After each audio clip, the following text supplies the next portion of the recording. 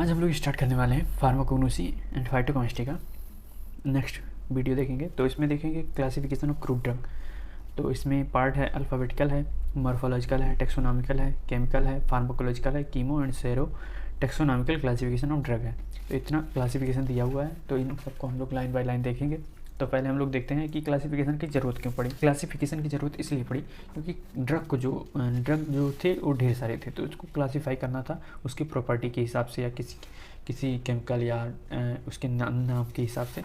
तो उसको अलग अलग तरह से क्लासीफाई किया गया है। तो इसमें दिया है कि कुछ पॉइंट्स है जैसे क्लासिफिकेशन में मस्ट होना चाहिए कि सिंपल होना चाहिए, इजी टू यूज होना चाहिए, उसके बाद फिर फ्री फ्रॉम कन्फ्यूजन, मतलब कन्फ्यूजन नहीं होना चाहिए उसमें।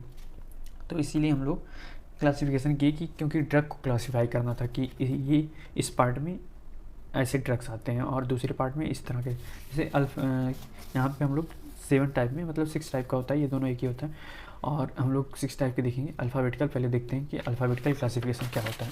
जैसे अल्फ़ाबेटिकल क्लासिफिकेशन में क्या किया गया था कि जो ड्रग्स थे उनको अल्फ़ाबेटिकल के हिसाब से सीरीज में रख दिया गया था। जैसे ए से जितने भी ड्रग हैं वो ए में रख उठे थे, उसके बाद फिर बी में जितने ड्रग्स आते हैं जितने नाम से जिसका नाम ए से या बी से या सी से पड़ता है उसी के हिसाब से सीरीज में रख उठा था। तो इसमें क्या होता है, ये सबसे सिंपलेस्ट वे ऑफ क्लासिफिकेशन होता है जिसमें डिस्कनेक्ट आइटम, मतलब कोई भी कहीं भी आ जाता है, कोई सिमिलर नहीं होता, ना उतना केमिकल सिमिलर होता है ना उसका प्रॉपर्टी कोई सिमिलर होता है।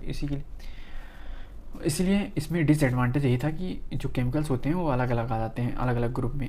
उसके बाद हम लोग देखते हैं ये कहाँ कहाँ क्लासीफाई किया गया था, मतलब अल्फ़ाबेटिकल के थ्रू कहाँ कहाँ। तो पहला हो गया इंडियन फार्माकोपिया में किया गया था, ब्रिटिश फार्माकोपिया में किया था, और ब्रिटिश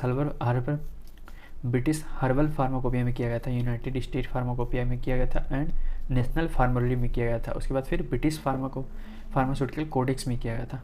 उसके बाद यूरोपियन फार्माकोपिया में किया गया था। जैसे एग्जांपल में हम लोग देख लेते हैं कि कैसे कैसे किया गया था। जैसे अगार, ए से अगार, बी से बेंजोइन, सी से सिंकोना, डी से डिजिटैलिस, ई से एर्गोट, उसके बाद एफ से फनल, उसके बाद जी से जिंजर, एच से हिना।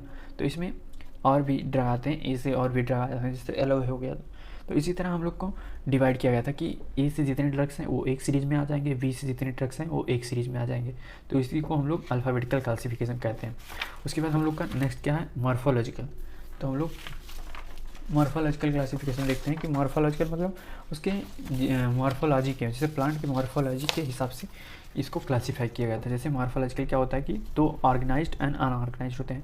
ऑर्गेनाइज्ड मतलब जो प्लांट के पार्ट्स को ड्राई करके हम लोग उसका पाउडर बना के या लिक्विड यूज करते हैं जिसमें सेलुलर पार्ट प्लांट के प्रेजेंट होते हैं, उसी को हम लोग ऑर्गेनाइज्ड ड्रग कहते हैं। जैसे राइजोम हो गया, बार्क हो गया, लीव, फ्रूट, इंटायर प्लांट मतलब होल प्लांट, हेयर, फाइबर, इन सब में ये ऑर्गेनाइज्ड ड्रग में आ गया। अनऑर्गेनाइज्ड ड्रग में क्या होता है, जैसे वो ड्रग प्रिपेयर किया जाता है बाय एक्सट्रैक्शन, मतलब फिजिकल मेथड यूज किया जाता है उसका, एक्सट्रैक्शन, ड्राइंग, उसके बाद फिल्टरिंग और यही सब यूज़ किया जाता है। उसके बाद नॉट कंटेनिंग एनी सेलुलर, मतलब इसमें कोई सेलुलर पार्ट नहीं होते हैं प्लांट के, इसीलिए इसको अनऑर्गेनाइज्ड ड्रग कहते हैं। जैसे एलॉय जूस हो गया, अगार हो गया, जिलेटिन हो गया, बेंजोइन हो गया। तो इन लोग को मॉर्फोलॉजिकल, जैसे प्लांट का मॉर्फोलॉजी, जैसे स्टेम हो गया, बार्क हो गया, उसके बाद रूट हो गया, तो उसी हिसाब से हम लोग क्लासीफाई करेंगे कौन सा प्लांट किस पार्ट से लिया जाता है, उसी को ड्रग के हिसाब से क्लासीफाई कर देते हैं। कि जैसे एक ड्रग है तो ये पार्क से लिया गया है, तो दूसरा ड्रग जो पार्क से लिया जाएगा वो उसी कैटेगरी में आएगा। तो इसी के थ्रू हम लोग इसको मॉर्फोलॉजिकल क्लासिफिकेशन किए थे। उसके बाद फिर टेक्सोनॉमिकल क्या होता है, टेक्सोनॉमिकल क्लासिफिकेशन क्या होता है कि इसमें बॉटनिकल क्लासिफिकेशन किया जाता है। जैसे हम लोग पढ़े होंगे जैसे हम लोग पढ़े होंगे 12th में बायोटनी पढ़े थे, तो उसमें किंगडम, सब किंगडम, सुपर डिवीजन, क्लास, ये सब फैमिली, सब क्लास दिया हुआ था। तो इसी तरह हम लोग इसका भी क्लासिफिकेशन करते हैं कि जिसका किंगडम सेम हो, सब किंगडम सेम हो, और ये क्या क्लास सेम हो, फैमिली सेम हो, तो इसी के अकॉर्डिंग हम लोग क्लासीफाई कर देते हैं। जैसे किसी का फैमिली सेम है तो उसको जितने उस फैमिली में आएंगे उसको एक साथ क्लासीफाई कर देंगे, उसी को हम लोग टेक्सोनॉमिकल क्लासिफिकेशन कहते हैं। उसके बाद हम लोग का नेक्स्ट है केमिकल क्लासिफिकेशन किया जाता है उसके केमिकल कॉन्स्टिट्यूएंट के बेस पे, मतलब उसमें कौन कौन से केमिकल प्रेजेंट हैं। जैसे किसी प्लांट में एल्कलॉइड्स पाए जाते हैं, तो जितने एल्कलॉइड्स पाए जाते हैं वो सब आ जाएंगे एक लिस्ट में आ जाएंगे। उसके बाद फिर कार्बोहाइड्रेट आ गया, ग्लाइकोसाइड, लिपिड हो गया, रेजिन हो गया, टेनिन हो गया, ये सब केमिकल्स हैं। तो इनमें जितने प्लांट आएंगे, जितने ड्रग आएंगे वो अलग अलग क्लासीफाई कर दिया जाएगा। तो हम लोग इसको केमिकल क्लासिफिकेशन कहते हैं। ये केमिकल कॉन्स्टिट्यूएंट, केमिकल नेचर के मोस्ट इंपॉर्टेंट, मतलब इसमें जितने भी केमिकल्स होते हैं प्लांट में, उसी के बेस्ड पे हम लोग इसको क्लासीफाई करते हैं। उसके बाद फिर क्या हो गया, फिर फार्माकोलॉजिकल, मतलब फार्माकोलॉजिकल में क्या होता है, फार्माकोलॉजिकल उसका फार्माकोलॉजिकल एक्शन, मतलब बॉडी पे उसका क्या एक्शन है, मतलब वो किस चीज़ के ट्रीटमेंट में यूज होता है। जैसे यहाँ पे लिखा हुआ है, in this system the grouping of drug according their pharmacological action और मोस्ट इंपॉर्टेंट कॉन्स्टिट्यूएंट और देयर थेरेप्यूटिक, मतलब उसका यूज डिजीज़ ठीक करने में जैसे फार्माकोलॉजिकल एक्शन शो करता है, उसी के हिसाब से हम लोग क्लासीफाई कर रहे हैं। जैसे एंटी एमीबिक हो गया, कुर्ची हो गया, और बल्क लग्जेटिव हो गया अगार इसबगोल, उसके बाद परगेटिव हो गया सेना। तो इसी सब के अकॉर्डिंग हम लोग क्लासीफाई कर देते हैं कि एंटी एमीबिक में कितने ड्रग्स आते हैं, तो सारे एक लिस्ट में हम लोग पॉइंट आउट कर देते हैं। उसके बाद फिर हम लोग का लास्ट बचा हुआ है कीमो एंड सेरो टेक्सोनॉमिकल। इसमें इस क्लासिफिकेशन में क्या होता है कि इसमें किया जाता है जो केमिकल क्लासिफिकेशन हो रहता है।